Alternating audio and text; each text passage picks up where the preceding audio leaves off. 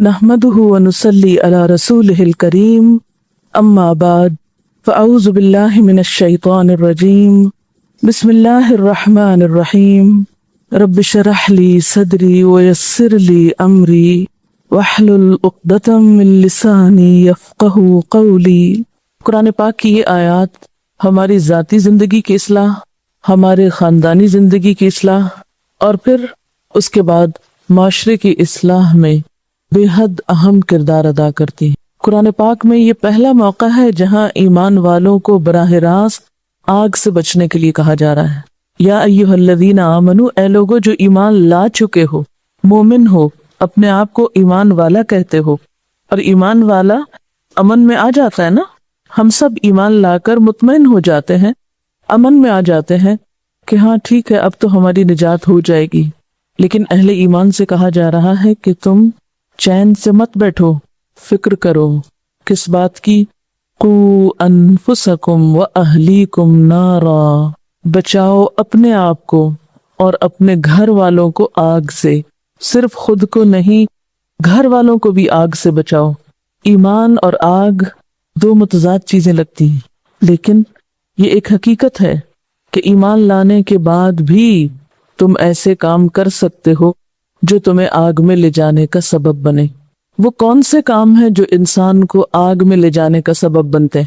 یعنی ایک شخص خواہ لا الہ الا اللہ پڑھ لے، پھر بھی اگر وہ کچھ خاص کام ایسے کرے جن کو نہیں کرنا چاہیے تو وہ آگ میں جا سکتا ہے، اور آگ میں جانے کے بعد اس گناہ کی سزا بھگتنے کے بعد پھر وہ وہاں سے نکالا جائے گا، کیونکہ کلمہ پڑھنے والوں کے لیے خلود فی النار نہیں۔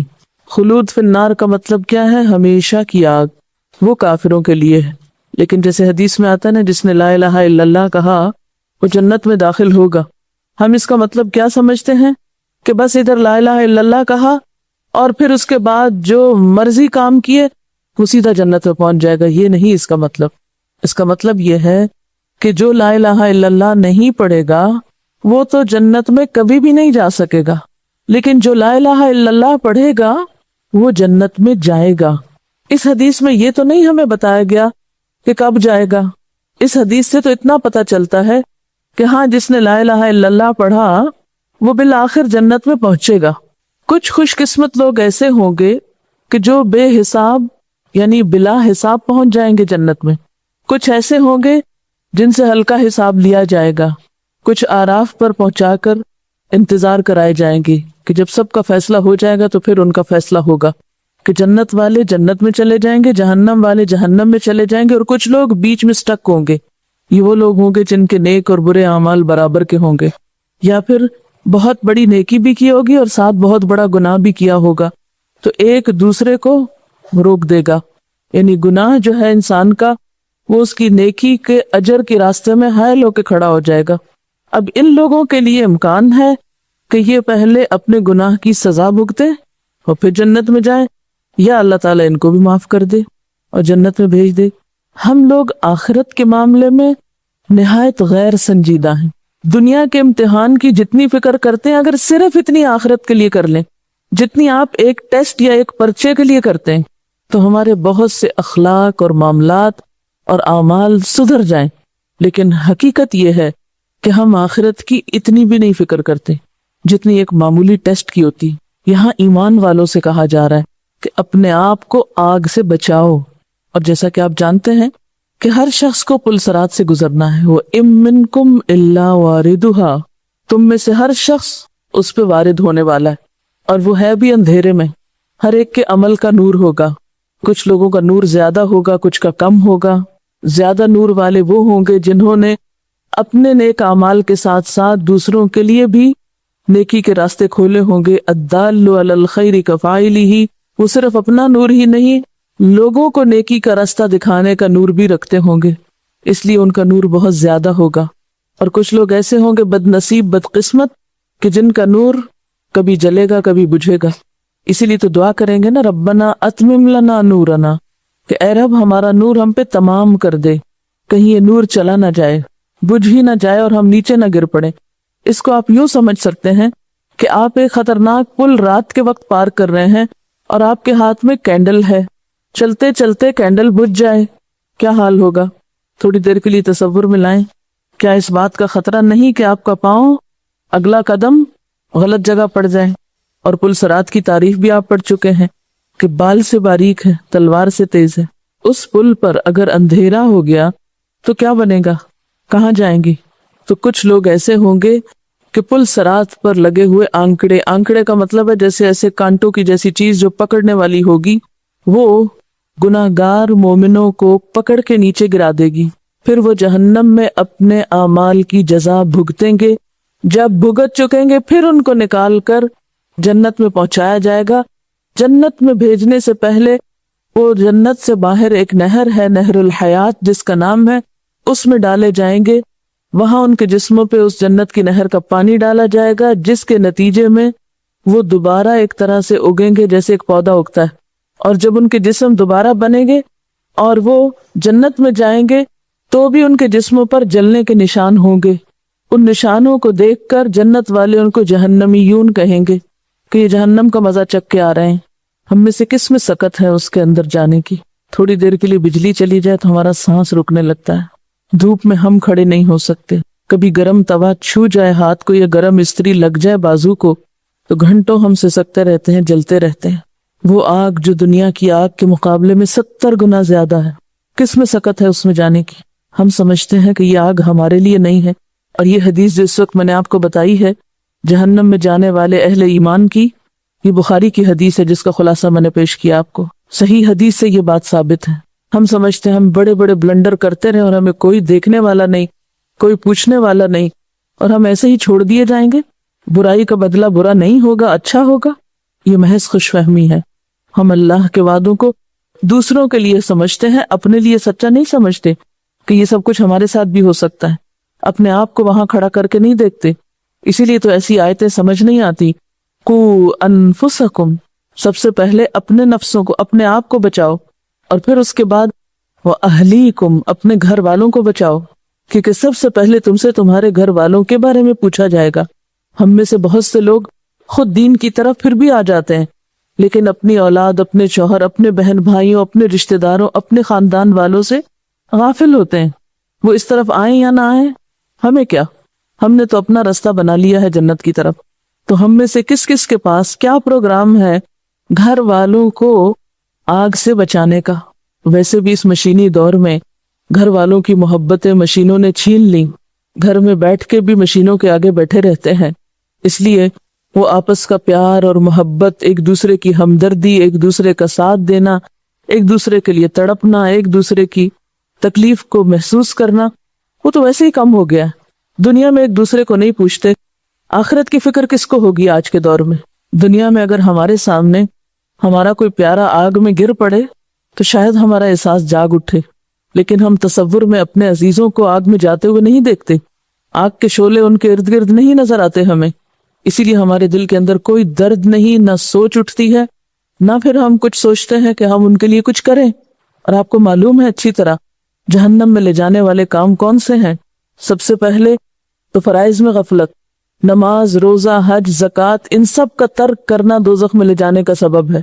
नमाज के बारे में वाज़ेह तौर पर कुरान पाक में आता है, फी जन्नातिन यतसाअलून अनिल मुजरिमीन मा सलककुम फी सकर कालू लम नकु मिनल मुसल्लीन।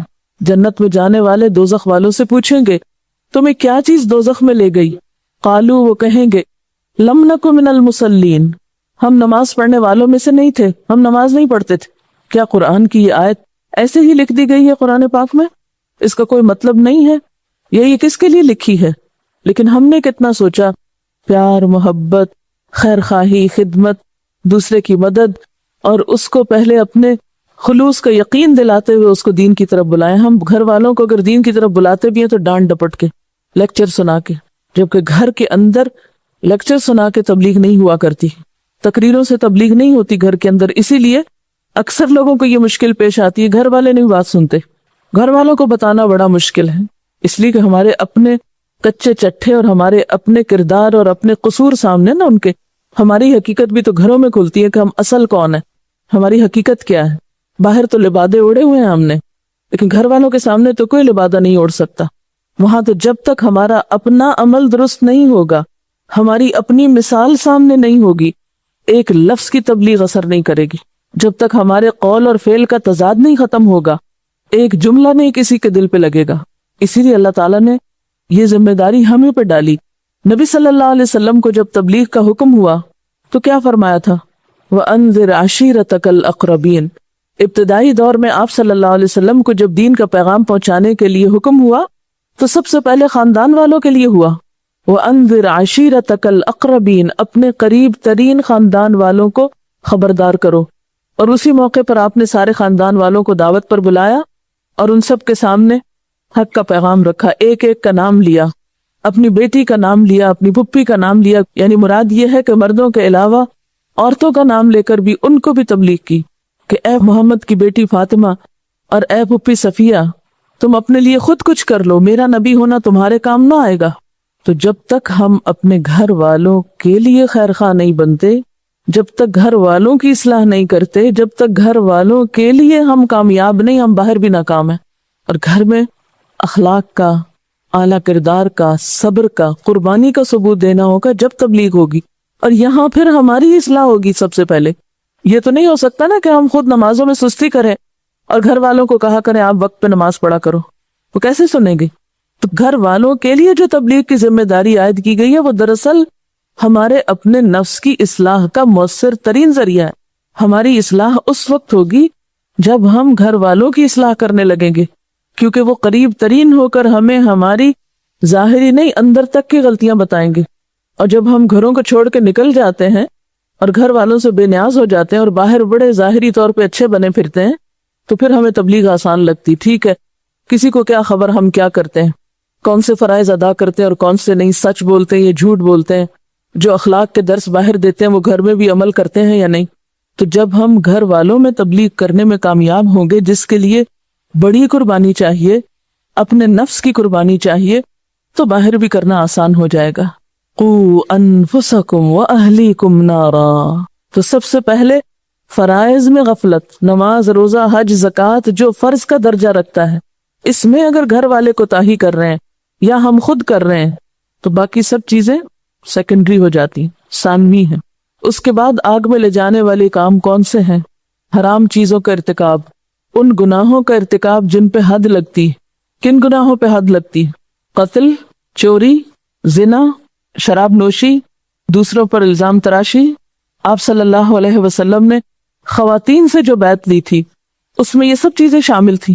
وَلَا يَسْرِقْنَ وَلَا يَزْنِينَ وَلَا يَقْتُلْنَ۔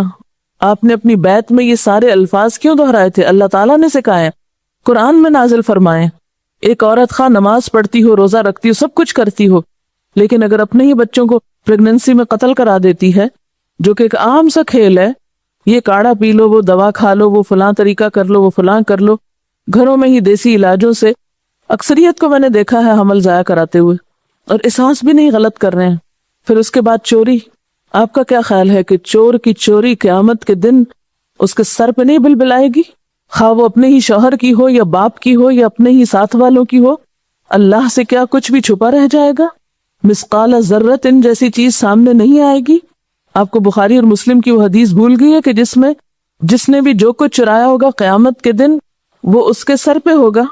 اگر کوئی بکری چرائی تو وہ ممیا رہی ہوگی، کوئی کپڑا ہوگا تو وہ پھڑپھڑا رہا ہوگا، کوئی بھی چیز کسی بھی قسم کی وہ بول بول کے چور کو خود پورے حشر کے میدان میں بدنام کر رہی ہوگی۔ پہلے یہ ہوتا تھا کہ گھر محفوظ ہوتے تھے، اب تو ایسے واقعات سننے میں آتے ہیں کہ گھر میں لوگ مہمان آتے ہیں اور مہمان بن کے چور بن جاتے ہیں، اور یہ مسلمان گھرانوں میں ہو رہا ہے۔ اور شوہروں کے مال کی چوری تو کوئی بات ہی نہیں، ان کی مرضی کے بغیر خرچ کرنا تو کوئی برائی نہیں سمجھی جاتی۔ اسی طرح باقی کبائر کا ارتکاب، پھر کیا جھوٹ اور غیبت اور چغلی، الزام تراشی، یہ سب کبیرہ گناہوں میں نہیں؟ کیا ان پہ کوئی پوچھ نہیں، کوئی پکڑ نہیں؟ آپ صلی اللہ علیہ وسلم ایک قبر کے پاس سے گزر رہے تھے تو آپ نے فرمایا اس قبر والے کو عذاب ہو رہا ہے، اور کوئی بڑی بات پہ نہیں ہو رہا۔ یہ چغل خور شخص تھا، غیبت کیا کرتا تھا۔ ہم سمجھتے ہیں کہ ہم لوگوں کے درمیان پھوٹ ڈلوا کے ادھر کی باتیں ادھر لگا کے تو ہم نیکی کے کام کر رہے ہیں۔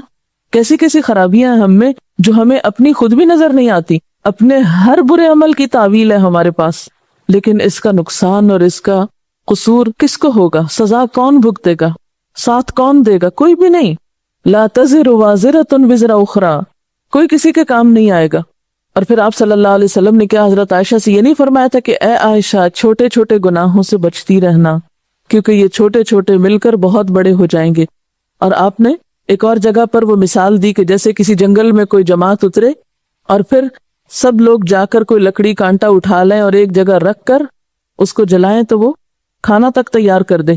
یعنی ایک ایک بندے کی چنی ہوئی ایک لکڑی جو ہے وہ مل کر ڈھیر بن جاتی ہے، اور وہ آگ کا ڈھیر جو ہے وہ سب کچھ جلا کے رکھ دیتا ہے.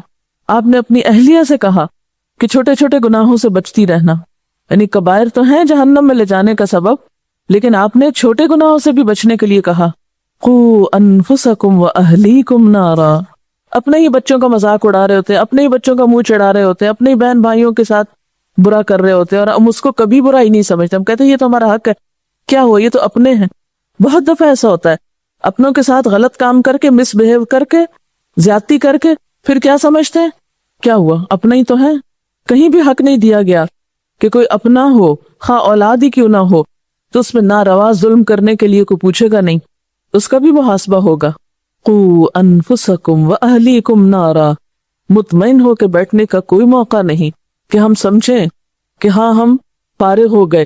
حضرت عمر رضی اللہ تعالی عنہ جن کی نیکیاں آسمان کے ستاروں برابر تھی، وہ اپنے بارے میں کیا سوچتے ہیں کہ میرا ایک پاؤں اگر جنت کے اندر ہو اور ایک ابھی باہر ہو تو مجھے پھر بھی خوف رہے گا کہ کہیں میں باہر ہی نہ رہ جاؤں. یعنی میں اس وقت تک امن میں نہیں ہوں جب تک پورے کا پورا جنت کے اندر نہ چلا جاؤں. پھر وہ اپنے بارے میں کہا کرتے تھے اگر آسمان سے یہ ندا آئے کہ ایک شخص کے سوا سب بخش دیے گئے تو مجھے پھر بھی خوف رہے گا کہ وہ ایک شخص میں تو نہیں، کہیں وہ میں تو نہیں جو نہیں بخشا گیا. یہ ان لوگوں کا حال ہے جن کی ساری زندگی خوف خدا میں گزری، اور ہم کچھ نہ کر کے بھی بڑے مطمئن ہیں کہ جنت ہمارے لیے ہے. ہم نے اپنے نفسوں کو، اپنے گھر والوں کو ایسی ایسی ڈھیل دے رکھی ہے، ہر غلط کام کی ایسی ایسی تعویل کر رکھی ہے کہ رو کے کبھی استغفار کرنا بھی نصیب نہیں ہوتا. دنیا کی چھوٹی چھوٹی چیزوں کے جانے پہ آنسو آ جائیں گے، خود اپنی زندگی کے جانے پہ اور اپنے لیے آگے کی سزا کے لیے کبھی آنسو نہیں آئیں گے کہ جو اپنے ہی گناہوں سے بھڑکا رکھی ہے. کیا وجہ تھی کہ صحابہ کرام آخرت کے خوف سے اتنا روتے تھے کہ آنسوں کی کثرت سے ان کے چہروں پہ نشان پڑ گئے تھے. ہم میں سے کتنے لوگوں کے آنسو خدا کے خوف میں بہتے ہیں، اس لیے کہ ہمیں فکر ہی نہیں ہے. ہم سمجھے بیٹھے ہیں کہ ہم تو بالکل امن میں ہیں. جیسے لوگوں کو باتیں کر کے اور ظاہری چند حرکتوں سے مطمئن کرنے کی کوشش کرتے ہیں، ہم سمجھتے ہیں اللہ تعالیٰ کو بھی ایسے ہی باتوں میں لگا لیں گے. وہ تو ظاہر و باطن ہر چیز کو جانتا ہے، اس کو کوئی دھوکہ نہیں دے سکتا، اس کے سامنے کوئی پریٹینڈ نہیں کر سکتا. جو نہ کیا ہو وہ اس کو یہ کہہ کے نہیں بتا سکتے کہ یہ میں نے کیا ہے. جو کیا ہوگا وہی سامنے آئے گا، اس کے سوا کچھ اور نہیں. اور پھر آپ دیکھیے کہ آگ کی جو ڈسکرپشن دی گئی ہے وقودها الناس والحجارہ، اس میں انسان اور پتھر جلیں گے. جلتے ہوئے پتھر کے پاس سے بھی انسان گزرے. کبھی آپ نے اگر سونا بات لیا ہو تو آپ کو معلوم ہوگا کہ اس میں جس وقت وہ پتھر جل رہے ہوتے ہیں یا پتھر سیکے جا رہے ہوتے ہیں اور اس میں آپ صرف پانی ڈالتے ہیں تو اتنی بھاپ اٹھتی کہ آپ کا پورا جسم پسینہ پسینہ ہو جاتا ہے. حالانکہ وہ اس میں آگ نہیں ہوتی، کچھ بھی نہیں، صرف گرم پتھر ہوتے ہیں، اور اس کے پانی کی بھاپ سے آپ پگھل جاتے ہیں. تو جہنم میں تو وہ پتھر انگارے بن جائیں گے اور دوسری طرف انسانوں کے جسموں سے شعلے نکلیں گے. کیا عالم ہوگا اس آگ کی اذیت کا، اس کی شدت کا. اس آگ سے بچنے کے لیے کہہ رہے ہیں اللہ تعالیٰ وقودها الناس والحجارہ. اور پھر سب سے بڑی بات یہ کہ علیہا ملائکۃ غلاظ شداد، سنگ دل قسم کے، سخت زوراور قسم کے فرشتے اس پہ مسلط ہوں گے، اس لیے کہ لوگ وہاں سے نکل کے بھاگنا چاہیں گے. ایک چھوٹی سی چھپکلی ہمیں نظر آئے تو ہم کیسے چیخیں مار کے بھاگنے لگتے ہیں. کہیں آگ لگ جائے تو ہم میں سے کوئی وہاں بیٹھا نہ رہ جائے. تو جہنم میں کون بیٹھنا چاہے، کون رہنا چاہے گا؟ سب بھاگنے کی فکر کریں گے کہ نکلے یہاں سے. کلما ارادوا ان یخرجوا منها من غم اعیدوا فیہا، جب بھی غم کی شدت کی وجہ سے اس سے نکلنے کی تمنا کریں گے، نکلنے کی کوشش کریں گے، اسی میں دھکیل دیے جائیں گے، واپس پلٹا دیے جائیں گے. لا یعصون اللہ ما امرہم. انسانوں کے حرکتوں کے مقابلے میں فرشتوں کا عمل دکھایا گیا. وہ تو اللہ کی نافرمانی نہیں کرتے، جو بھی وہ ان کو حکم دیتا ہے. وہ ہم جیسے تھوڑی ہیں کہ اللہ کا حکم سامنے آ بھی جائے تو جو جی میں آئے مانے، جو جی میں آئے انکار کر دیں. فرمایا فرشتے ایسے نہیں کرتے. وَيَفْعَلُونَ مَا يُؤْمَرُونَ، جو حکم دیے جاتے ہیں پورا کرتے ہیں، ویسے ہی ایز اٹ از کرتے ہیں. کبھی سوچا آپ نے کہ اس موقع پہ فرشتوں کی یہ صفت کیوں بتائی گئی کہ جو کہا جاتا ہے 100% کرتے ہیں؟ ہم اپنا حال بھی دیکھ لیں، جو کہا جاتا ہے کیا 100% کرتے ہیں؟ یعنی اللہ نے جو کچھ فرما دیا وہ کسی چیز کا انکار نہیں کرتے، اسی طرح کام کرتے چلے جاتے ہیں، خواہ ان کے آگے کوئی روئے، چیخے، چلائے، جو مرضی کریں۔ دیکھیں نا، جیسے جان لینے آتے ہیں تو لے کے چلے جاتے ہیں نا، سب چیخ پکار کر رہے ہوتے ہیں۔ بعض لوگوں کی جان اس حال میں جاتی ہے کہ ان کے چھوٹے چھوٹے بچے ہوتے ہیں، لیکن فرشتے آتے ہیں اور لے جاتے ہیں۔ وہ نہیں دیکھتے کہ بچے چھوٹے ہیں، یا کوئی دودھ پیتا ہے تو اس کی ماں نہ لو، یا کوئی ابھی بڑا مصروف ہے، نہیں، جس کی لینی ہے اللہ نے حکم دیا، گئے اور کام کر کے آ گئے۔ جب دنیا میں یہ مثالیں عبرتناک ہم دیکھتے ہیں تو آخرت میں کیا ہوگا؟ وہاں بھی وہ کچھ ترس نہ کھائیں گے، جس طرح کی سزا جس کو دینے کا حکم ملے گا اسی طرح اس کو پکڑ لیں گے۔ پھر فرمایا یا ایھا الذین کفروا، اے لوگوں جنہوں نے انکار کیا، یعنی یہ حکم نہیں مانتے ہو، دین کے معاملے میں اپنے گھر والوں سے بہت نرمی برتے ہو، تو یاد رکھو قیامت کے دن تمہارا کوئی عذر قابل قبول نہ ہوگا، کیونکہ جو انسان کام نہیں کرتا وہ ہمیشہ بہانے لاتا ہے نا، اور پھر انسان اپنی عادت سے مجبور وہاں جا کے بہانے بازی کرنے لگے گا۔ صاف کہہ دیا جائے گا لا تعتذروا اليوم، کوئی معذرتیں نہیں چاہیے، کوئی ایکسکیوزز نہیں چاہیے، کوئی بہانے نہیں چاہیے۔ آج ہم کسی بھی گناہ کے کرتے وقت سب سے پہلے کیا کرتے؟ بہانہ کرتے ہیں۔ یہ گناہ کر رہے ہیں، اپنے آپ کو مطمئن کرتے ہیں، اس لیے کر رہے ہیں کہ ہمارے ساتھ ایسا ہوا ہے۔ ہر غلط کام کے پیچھے ہم نے ایک عذر کیا ہوا ہے۔ کبھی سوچیں کہ یہ عذر اللہ کو مطمئن کر دیں گے؟ وہاں تو صاف کہہ دیا جائے گا نہیں مانے تھے لا تعتذروا اليوم، آج بہانے مت کرو، عذر مت کرو، انما تجزون ما کنتم تعملون، تم کو تو وہی بدلہ دیا جا رہا ہے جو تم عمل کرتے رہے ہو، تمہیں وہی مل رہا ہے جو کر کے لائے ہو۔ کیا ہے ہمارے پاس؟ اچھا عمل ہے تو اچھا بدلہ، غلط کام کیے ہیں تو وہی غلط کام سامنے آئیں گے۔ جیسے ابھی میں نے بتایا کہ چور کی چوری اس کے سر پہ چڑھ کے بول رہی ہوگی، جو کیا ہوگا وہ رسوائی کا سبب بنے گا۔ جب تک کہ اس حرکت سے انسان توبہ نہ کر لے، ندامت نہ کرے، شرمندہ نہ ہو، اور پھر اپنے عمل کو بدل نہ لے، اور انسانوں کا حق مارا ہے تو جب تک انسان کا حق لوٹائے نہیں، قیامت کے دن اتنی ہی نیکیاں اپنے اعمال نامے کی دینی پڑیں گی، یعنی سزا الگ ملے گی اور نیکیاں الگ نکال دی جائیں گی، مائنس کر دیے جائیں گے پوائنٹس۔ انما تجزون ما کنتم تعملون، تمہارا یہ بدلہ، تمہاری یہ جزا وہی ہے جو تمہارے اعمال تھے، کچھ اور نہیں۔ نہ کسی اور کے عمل ہمارے کام آئیں گے، نہ ہماری نیکیاں کسی اور کو دی جائیں گی، اور نہ ہماری سزا کوئی اور بھگتے گا۔ جو کیا ہوگا وہی پاؤ گے، وہی سامنے آئے گا۔ اس کا حل اور علاج یہی ہے، یا ایھا الذین آمنوا توبوا الی اللہ، توبہ کر لو اللہ سے۔ اور توبہ بھی صرف جھوٹوں والی توبہ نہیں کہ زبان سے توبہ توبہ کرو اور عمل میں کوئی تبدیلی نہ آئے، نہیں، توبۃ نصوحا، خالص توبہ، سچی توبہ جس میں حقیقی طور پر عمل بدل آئے۔ نصوحا کا لفظ نصحن سے ہے، خالص، سچی، یعنی ایسی سچی توبہ جس کے بعد گناہ کا کوئی ارادہ نہ ہو، پکا وعدہ کر لے انسان میں آئندہ نہیں یہ کروں گا۔ ایسی توبہ کی کچھ شرائط: نمبر 1، جس گناہ سے توبہ کر رہا ہے اسے چھوڑ دے۔ نمبر 2، اس پر ندامت کا اظہار کرے، شرمندہ ہو۔ نمبر 3، آئندہ نہ کرنے کا وعدہ کرے۔ نمبر 4، اگر حقوق العباد میں حق تلفی کی ہے تو وہ حق لوٹائے، کسی کے ساتھ زیادتی کی ہے تو معافی مانگ لے۔ گویا محض زبان سے توبہ توبہ کہنا کوئی معنی نہیں رکھتا جب تک انسان توبہ کی شرائط پوری نہ کرے۔ اور فورموسٹ چیز کیا ہے؟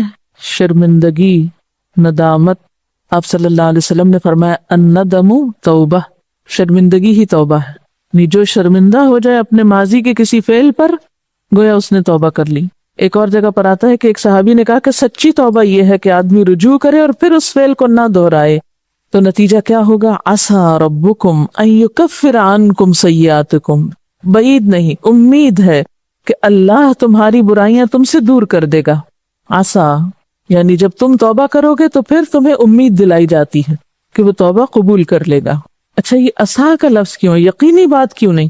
اس لیے کہ جنت کی گارنٹی تو کسی کے پاس بھی نہیں، کیونکہ اس آیت میں صرف یہ نہیں کہا نا کہ تمہاری خطائیں تم سے دور کر دے گا، بلکہ ساتھ ہی یہ وعدہ بھی ہے وَيُدْخِلَكُمْ، گناہوں کے باوجود جب معافی ہو گئی تو داخل کر دے گا تم کو جنات، ان باغوں میں، تجری من تحتها الانہار، جن کے نیچے نہریں بہ رہی ہوں گی۔ تو جنت میں داخلہ، تو آپ صلی اللہ علیہ وسلم نے اس کے بارے میں کیا فرمایا تھا کہ کسی کا عمل اس کو جنت میں نہیں پہنچا سکتا۔ صحابہ نے عرض کیا کیا آپ کا عمل بھی؟ آپ نے فرمایا ہاں، مجھے بھی جب تک اللہ تعالیٰ اپنے فضل و رحمت سے ڈھانپ نہ لے اس وقت تک میں بھی جنت میں نہیں جا سکتا۔ تو اس لیے یہاں پر عسیٰ کا لفظ ہے، امید ہے کہ توبہ کرو، پھر امید ہے کہ اللہ تمہارے گناہ معاف کر دے گا اور تمہیں جنت کے باغوں میں داخل کر دے گا، تجری من تحتها الانہار، جن کے نیچے نہریں بہتی ہیں۔ واپس آ جاؤ اپنے غلط کاموں اور غلط ڈگر اور غلط طرز زندگی سے، نیا طرز زندگی اختیار کرو جو اللہ والوں کا ہے، نیا لائف سٹائل اپناؤ، پلٹ آؤ، واپس آ جاؤ۔ عسیٰ، پھر امید ہے، واپس آؤ گے تو امید ہے، اور صرف امید کی بات کی گئی، گارنٹی کوئی نہیں دی گئی پھر بھی، کیونکہ یہ تو اللہ کی اپنی مرضی پر ہے نا، وہ مالک ہے، وہ بادشاہ ہے، جسے چاہے معاف کرے، جسے چاہے سزا دے۔ یغفر لمن یشاء ویعذب من یشاء، جسے چاہے گا وہ اس کو معاف کرے گا اور جس کو وہ چاہے گا اس کو سزا دے گا۔ میرے اور آپ کے پاس کیا گارنٹی ہے کہ وہ ہمیں ضرور معاف کر دے گا؟ یہ تو اس کو پتا ہے کہ کس کو معاف کرنا چاہیے اور کس کو نہیں کرنا چاہیے، کون معافی کے لائق ہے، کون معافی کا مستحق ہے اور کون نہیں ہے۔ اگر اللہ کے رسول صلی اللہ علیہ وسلم یہ کہہ سکتے ہیں کہ الا ان یتغمدنی اللہ برحمہ، کہ ہاں میں بھی جنت میں اس وقت جاؤں گا جب اللہ مجھے اپنی رحمت سے ڈھانپ لے، پلٹ آنے پر بھی اس نے امید ہے کی بات کی ہے۔ اور ایمان ہے یہ امید اور خوف کے درمیان، خالی امید پر تو ایمان نہیں ہوتا اور صرف خوف پر بھی نہیں ہوتا، دونوں کے بیچ میں ہوتا ہے، تبھی انسان سیدھا رہتا ہے۔ ہم اپنے ایمان کا جائزہ لے کر دیکھیں، کیا واقعی ہمارا ایمان خوف اور امید کے درمیان ہے؟ کیا صرف امید تو نہیں رکھی ہوئی، یا کہیں صرف خوف کا شکار ہو کر مایوس تو نہیں ہے؟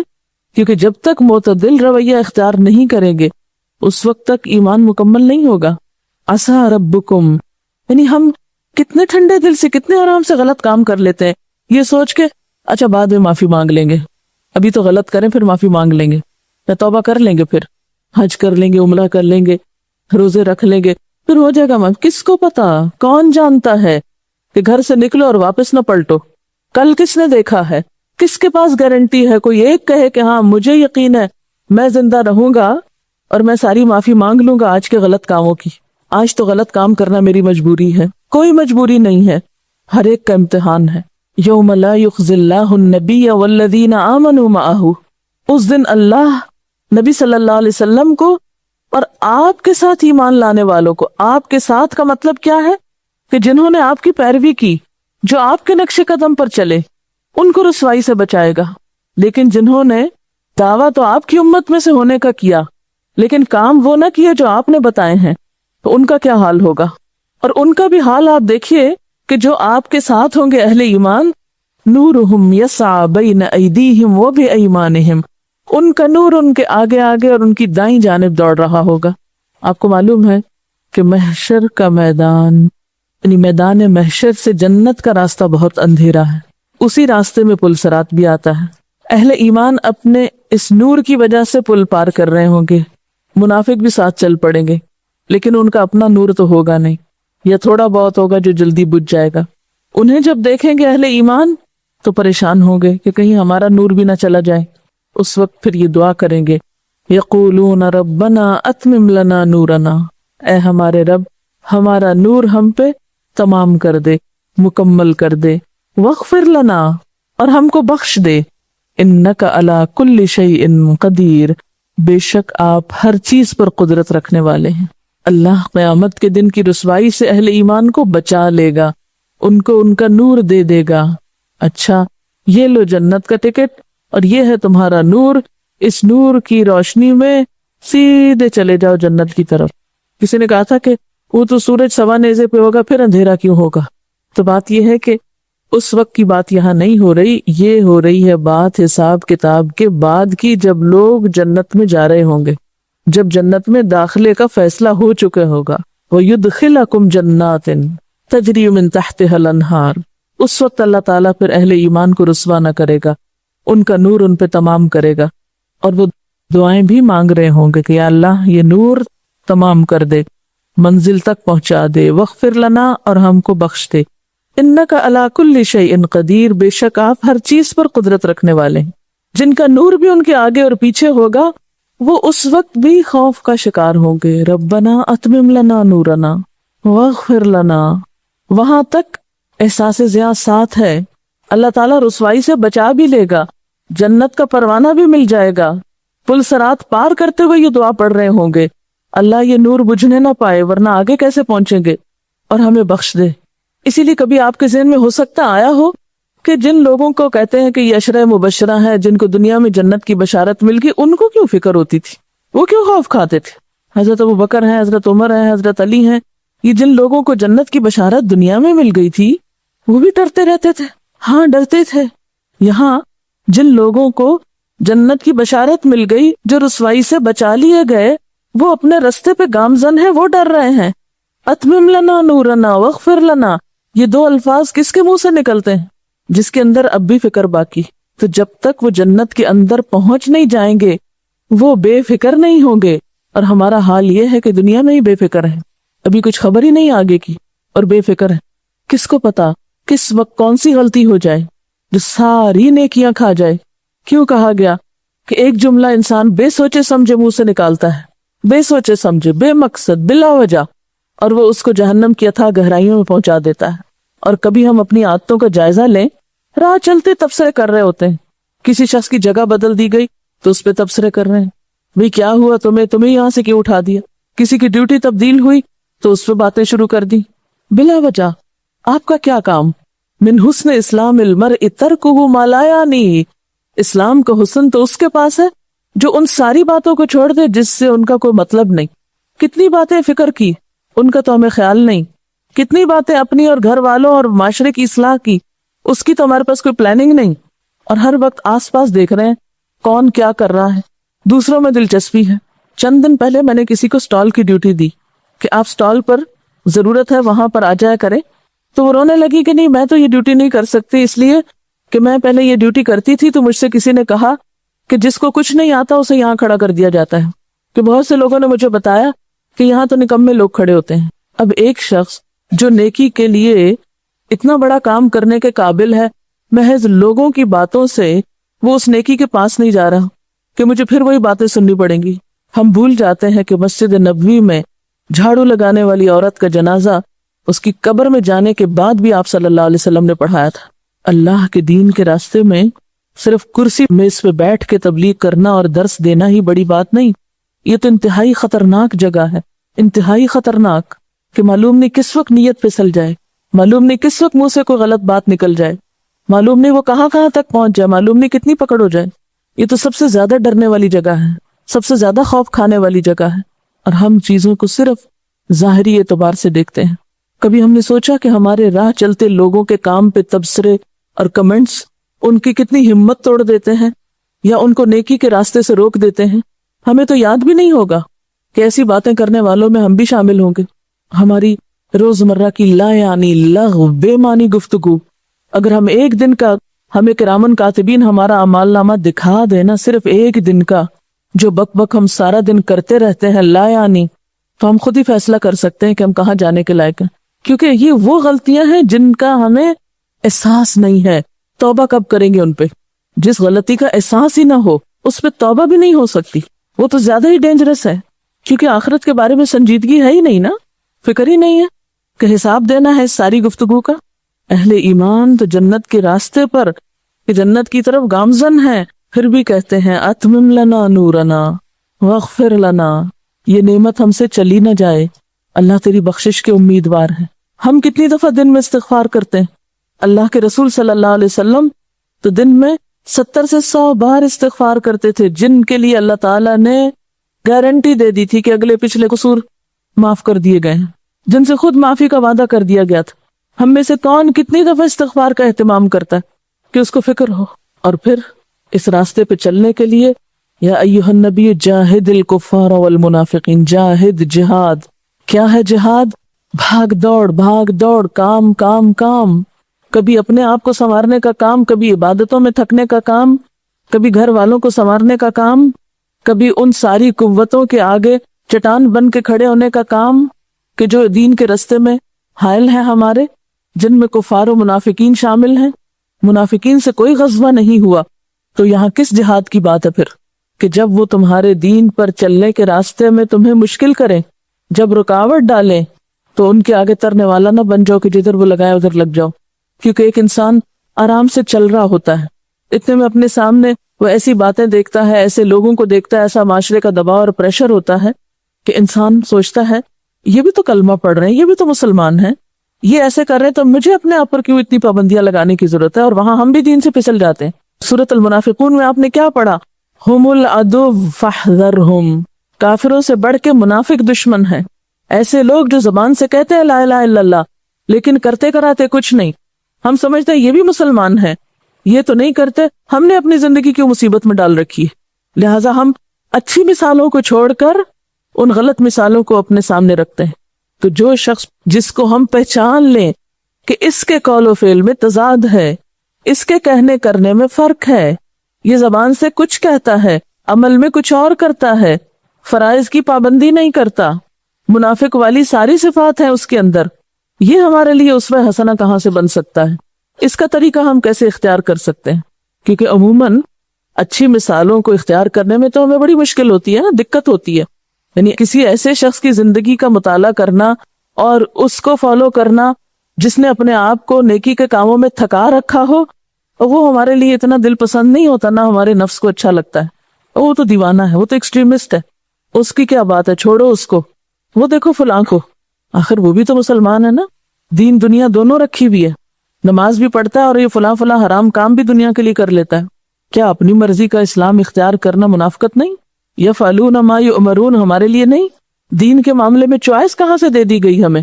مسلم تو وہ انسان ہوتا ہے کہ جس کو اللہ کے کسی بھی حکم کی طرف کسی بھی وقت بلایا جائے اور وہ بلا چونو چرا آ جائے. مسلم کے لغوی معنی ہوتا ہے نا کہ وہ اونٹ جس کی ناک میں نکیل ہو اور اس کو جدھر اس کا مالک لے جائے وہ آرام سے ادھر چل دے پیچھے پیچھے. تو مسلم کا معنی بھی یہی ہے کہ جس نے اپنا آپ اللہ کے حوالے کر رکھا ہے. تو مجھے جدھر لے جا میں جانے کو تیار ہوں، تو مجھے سوتے سے اٹھا تو میں اٹھنے کو تیار ہوں، خواہ کتنی بھی گہری نیند ہے. تو مجھے حکم دے کہ جیب سے مال نکال کے دو تو میں اسی وقت حاضر ہوں. یہ میرا مال تجھے پسند ہے، میں اس جگہ پر دوں، یہ تیرے لیے حاضر ہے. تو مجھے اپنے گھر بلا رہا ہے تو میں لبیک پکارتا آ رہا ہوں. تو مجھے جان دینے کے لیے کہہ رہا ہے تو میری یہ جان حاضر ہے، اس لیے کہ تو نہیں دی تھی، میری تو ہے بھی نہیں کہ میں اسے روک کے رکھوں. یہ ساری طاقتیں تیری ہی تو دی ہوئی ہیں، تیرے لیے نہیں خرچ کروں گا تو کہاں کروں گا؟ مسلم تو ایسا شخص ہوتا ہے. کیا یہ منافقت نہیں کہ ہم زبان سے تو کلمہ پڑھیں اور اللہ کی اطاعت کی طرف ہمیں بلایا جائے اور ہم کام چوری کریں؟ جو چیز ہمارے نفسوں کو آسان لگے، جس میں ہمیں دنیا کا کوئی فائدہ نظر آئے، وہ تو ہم آگے بڑھ کے کر لیں، اور جہاں دنیا کا فائدہ اور مطلب ہمارا پورا نہ ہو وہاں ہم پیچھے ہٹ جائیں. یہ نہیں ہم سے ہوتا.